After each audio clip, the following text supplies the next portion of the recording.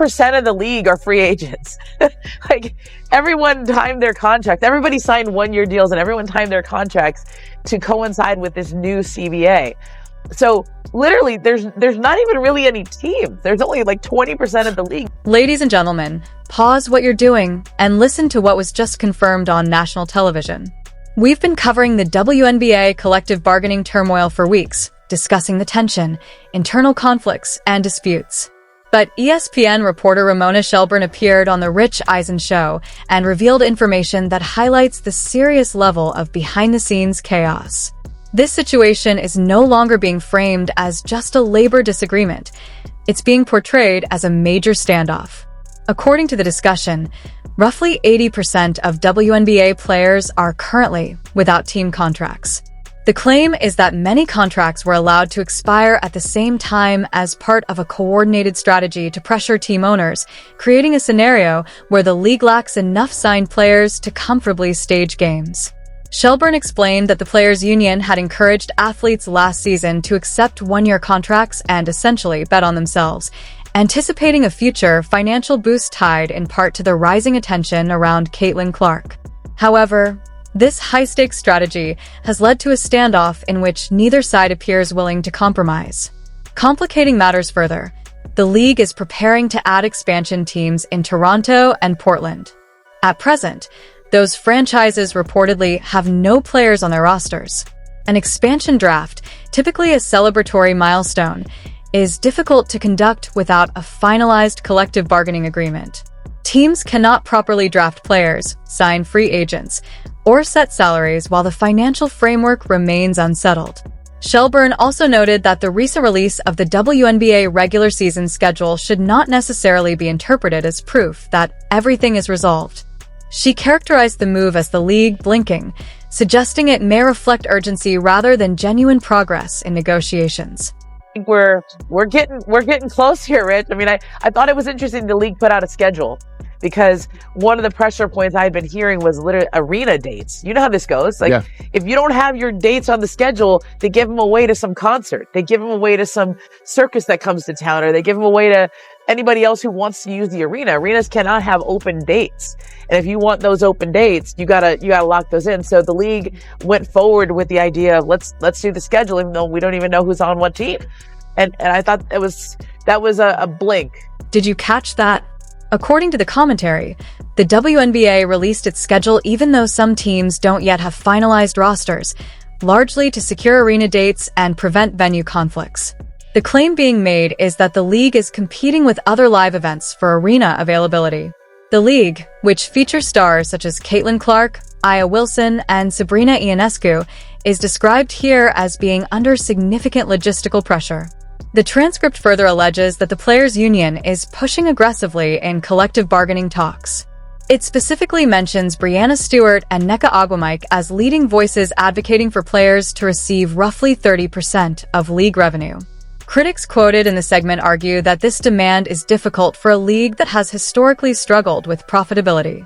The broader criticism presented is that players want compensation and benefits comparable to the NBA, such as higher salaries and enhanced travel accommodations, while the league's financial realities are still developing. Finally, veteran broadcaster Rich Eisen is described as cutting through the debate and focusing on what the speaker claims is the central issue drawing attention to the league right now. I don't mean to be flippant, but again, there's a golden goose that's getting more valuable here.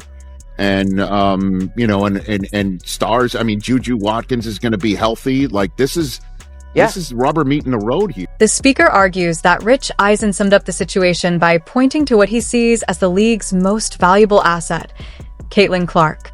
In this framing, Clark is portrayed as the central driver of the WNBA's recent surge in attention and growth.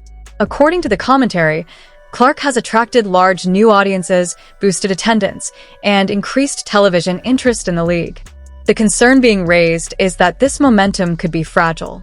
The speaker suggests many newer viewers may be following Clark specifically rather than the league as a whole. The argument continues that if labor negotiations between the Women's National Basketball Players Association and the Women's National Basketball Association were to lead to a lockout, and if Clark were not playing or appearing on television, casual fans might quickly lose interest and shift their attention elsewhere, such as to the National Basketball Association playoffs or other entertainment options. The overall warning presented is that once casual sports viewers disengage, it can be very difficult for a league to win them back. The speaker criticizes the union leadership, arguing they are overestimating how patient fans will be during ongoing labor negotiations. The claim is that the Women's National Basketball Players Association believes audiences will continue waiting even if the season is delayed over revenue-sharing disputes. According to the commentary, that assumption misunderstands how quickly public attention can shift in the entertainment industry. The argument continues that the Women's National Basketball Association is currently experiencing strong momentum but risks losing it if play is disrupted. The speaker also criticizes some veteran players, alleging they are overstating their role in the league's recent growth and suggesting internal tensions are influencing the standoff. The commentary further claims that the large wave of upcoming free agency is being used as leverage in negotiations and warns that the situation could affect Caitlin Clark's second season if a work stoppage were to occur. Finally, the speaker notes that Ramona Shelburne indicated the key pressure point in negotiations is still ahead rather than immediate. The speaker argues that the real deadline pressure arrives in March. According to the commentary, the Women's National Basketball Association must soon finalize the salary cap, conduct expansion drafts for the new Toronto and Portland teams, negotiate contracts for a large portion of players, hold the college draft, and open training camps, all within a very tight window. The claim is that even if a new agreement were reached quickly, the compressed timeline could create significant free agency chaos. The speaker suggests teams could be rushing to fill rosters while players compete intensely for limited spots, potentially affecting on-court chemistry early in the season. The commentary then points to union leadership, naming Nneka Ogwumike, Brianna Stewart, and Nafisa Collier as key figures guiding negotiations. The speaker argues that, as established stars with endorsement income and additional opportunities, including involvement in the unrivaled league, they may be financially better positioned to withstand a work stoppage than lower-paid players. The broader criticism presented is that younger or fringe roster players, particularly rookies or minimum salary athletes, could be more financially vulnerable if negotiations delay the season. Finally, the speaker suggests that Adam Silver is likely watching the situation closely. The speaker argues that Adam Silver has effectively issued a last-minute warning and recognizes the risks of the current standoff. In this framing, the concern is that if negotiations are not resolved by March, the league's recent momentum, largely associated in the commentary with Caitlin Clark, could be seriously jeopardized. The commentary claims that major broadcast partners such as the Walt Disney Company, Amazon, and NBC Universal would be unlikely to commit large media rights payments if there were uncertainty about player participation.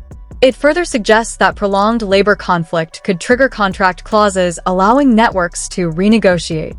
According to the speaker's opinion, players believe they are negotiating for a larger share of revenue, but may be risking broader financial stability. The argument presented is that the Women's National Basketball Association recently had a major growth opportunity and that reaching a new collective bargaining agreement quickly would preserve that momentum. The speaker speculates that internal pride and power dynamics among veteran players have contributed to the hard negotiating stance, while warning fans to prepare for the possibility of delays to the 2026 season if talks remain unresolved. The commentary concludes by characterizing the situation as a high-stakes confrontation between the Women's National Basketball Players Association and team owners.